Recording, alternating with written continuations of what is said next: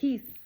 So how to tap into your masculine energy? I just spoke on the feminine energy. Now we're going to tap into the masculine energy. I'm going to use a little bit of astrology to break that down. So in astrology, the masculine signs are the fire and the earth, air, fire and air element. And the fire energy has a lot to do, especially this one is very masculine, right? Because when you think of fire, they're, just impulsive. They're very kind of showing off. So I feel like being a go-getter, getting up out your bed and crossing out your goals. One thing is to accumulate that information, which is also what we should be doing.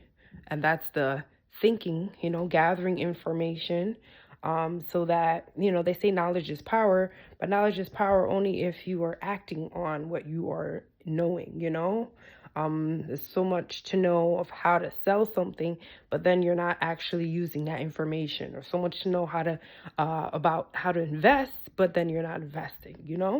So having that knowledge, which is the air sign, so tapping into researching, looking up things, being informed on the things that you do or the things that you want to acquire to expand your mind, expand your knowledge so that you can take action. Taking action is very masculine. And you can take action through what helps you, like, give you energy.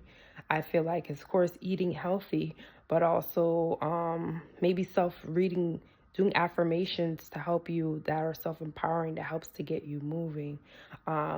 Something that you can do as well is working out. Working out gets, always say, anytime I work out, it gives me more energy than what I came into. And Aries rules working out, rules the blood. So getting your blood pumping is a way you can activate that masculine energy, asserting yourself, standing up for yourself, not just allowing others just to say what they want to say, or, if you're not speaking up, maybe if it's selling your products or speaking up on someone is being rude to you, you have to be able to assert yourself. Yes, we're feminine women if you're watching as a woman, but we should always have that balance to protect ourselves and to stand up for ourselves.